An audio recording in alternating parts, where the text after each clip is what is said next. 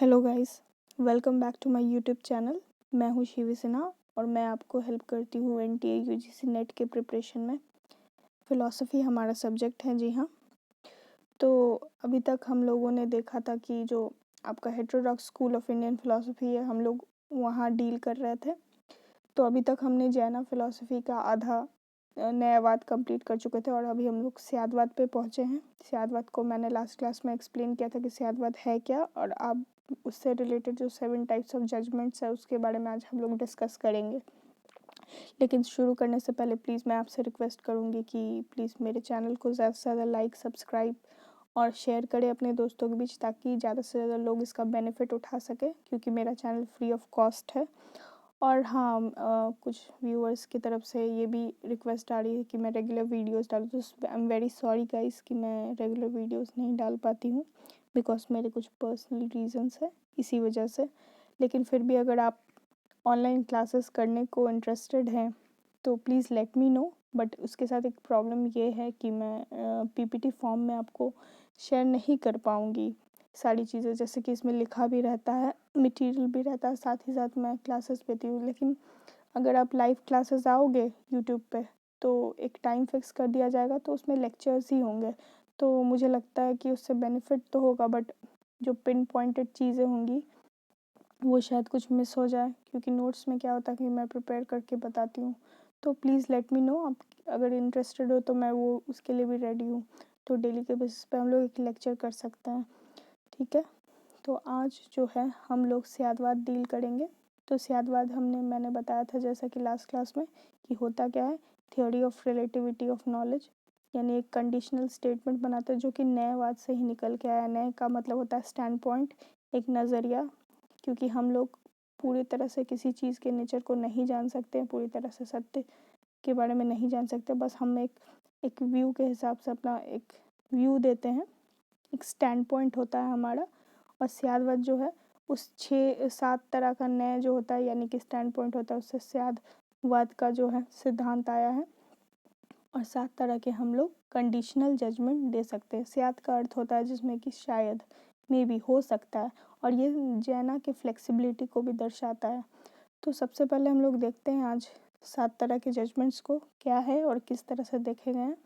तो 7 टाइप के जजमेंट्स यानी 7 शब्दभंगी न्याय भी इसको कह सकते हैं। उसको समझने के लिए हमें जानना पड़ेगा कि कैसे इसे डिस्ट्रीब्यूट किया गया है, ठीक है। तो इसको डिस्ट्रीब्यूट किस तरह से किया गया है। तो जैना का जो डिस्टिंक्शन है 7 टाइप ऑफ जजमेंट का, ठीक है, तो वो 2 तरह से देखा गया।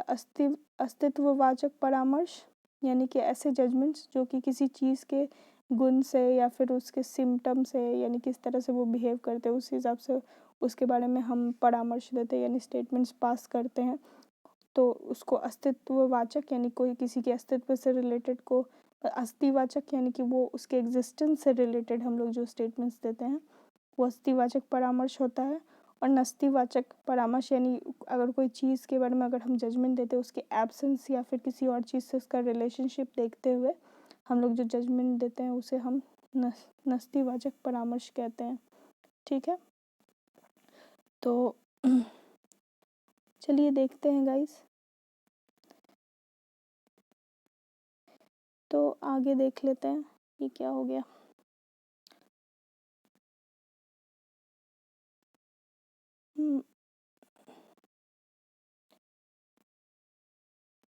हाँ, तो हम लोग देखेंगे अभी।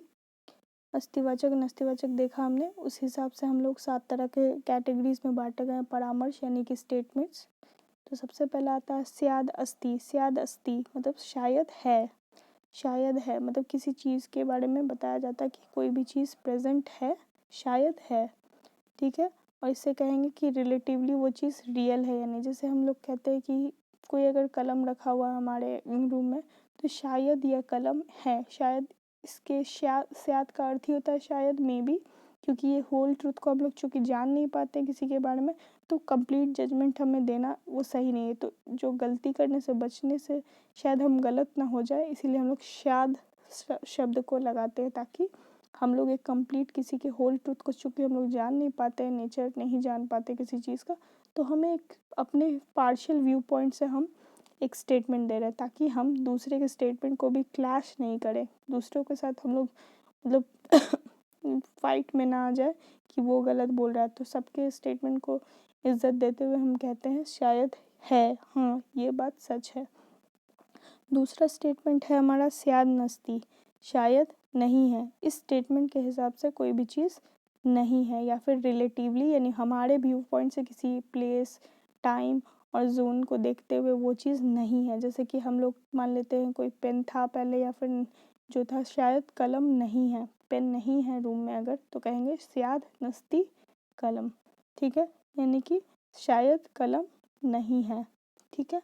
तीसरा जो आ जाता है शायद अस्ति और नस्ति, इसमें क्या होता है कि एक चीज़ होता भी है या फिर नहीं होता है, इसमें कन्फ्यूज होता है ना, शायद है भी या नहीं भी है। हम इसमें कंप्लीट स्टेटमेंट नहीं देते या फिर हम बता नहीं पाते हैं शायद है और शायद नहीं है नहीं है। A thing is and is not, ठीक है। इसमें हम लोग मान लेते हैं एक पार्शियल व्यू से, क्योंकि हम श्योर नहीं होते हैं कि क्योंकि उसके किसी भी चीज़ के कंप्लीट नेचर को जानना या फिर कंप्लीट ट्रूथ को जानना पॉसिबल नहीं है, तो इसीलिए हम कहते हैं कि शायद वो रियल भी है और अनरियल भी है। चौथा है शायद अव्यक्तव्य। शायद अव्यक्तव्य का कहने का मतलब इनडिस्क्राइबेबल, यानी हम किसी चीज़ के बारे में जब जजमेंट नहीं पास कर सकते हैं, और यहाँ पे भी वही ऐड करेंगे कि हाँ शायद वर्ड को शायद को हम लोग ऐड करेंगे क्योंकि हम लोग किसी भी चीज़ के बारे में कंप्लीट स्टेटमेंट नहीं दे सकते हैं, चाहे वो अव्यक्तव्य ही क्यों ना हो, यानी कि आप इनडिस्क्राइबेबल ही क्यों ना हो। हम कैसे कह दिए, अगर मान लीजिए हम लोग किसी चीज़ को जान नहीं पाते हैं तो उसके बारे में कैसे कह देते हैं कि वो इनडिस्क्राइबेबल है, इनडिस्क्राइबेबल अनिर्वचनीय है, ठीक है। जैसे कोई घड़ा कोई पूछता है कि घड़ा है या नहीं कमरे में, तो आप कहते हैं शायद अव्यक्तव्य, यानी कि पता नहीं, मैं उसके बारे में जजमेंट नहीं दे पाऊँगा। शायद अव्यक्तव्य यानी इनडिस्क्राइबेबल है ये बात, मतलब ये अनिर्वचनीय बात है, इसे मैं समझा नहीं पाऊँगा कि वो है या नहीं है, ठीक है। तो शायद अव्यक्तव्य में कहते हैं कि कोई भी चीज़ जो है वो अनिर्वचनीय है, जैसे उसके बारे में कोई जजमेंट पास नहीं किया जा सकता है। पांचवा स्टेटमेंट है आपका शायद अस्ति अव्यक्तव्य, मतलब है भी और अव्यक्तव्य भी है, कोई चीज़ है भी और अव्यक्तव्य, शायद है और अव्यक्तव्य यानी अनिर्वचनीय है, उसके बारे में हम कुछ नहीं कह सकते हैं, तो दोनों ही स्टेटमेंट देते हैं, ठीक है। छठा स्टेटमेंट है आपका शायद नस्ति अव्यक्तव्य, नहीं भी है और अव्यक्तव्य भी है, यानी इनडिस्क्राइबेबल भी है, ठीक है। अगर कहता है कोई कि घड़ा है या नहीं, तो कोई शायदवाद का इस्तेमाल करते हुए हम लोग कह सकते हैं शायद नहीं है और अव्यक्तव्य भी है वो, यानी कि नहीं होने के साथ साथ वो अनिर्वचनीय भी है, अव्यक्त, उसे उसके बारे में कोई भी जजमेंट नहीं दिया जा सकता, ठीक है। और सातवां और अंतिम जो स्टेटमेंट है आपके शायद अस्ति नस्ति अवक्तव्य, यानी कोई भी चीज़ है भी नहीं भी और इनडिस्क्राइबेबल यानी कि अनिर्वचनीय, उसके बारे में कुछ कहा नहीं जा सकता है। तो 7 तरह के जजमेंट्स दिए हैं हमारे जैना के शायदवाद के सिद्धांत पे, शायद अस्ति, शायद नस्ति, शायद अस्ति नस्ति, शायद अवक्तव्य, शायद अस्ति अवक्तव्य, शायद नस्ति अवक्तव्य, शायद अस्ति नस्ति अवक्तव्य, ठीक है। जो दोस्तों, तो शायदवाद का सिद्धांत यहीं पे ख़त्म होता है।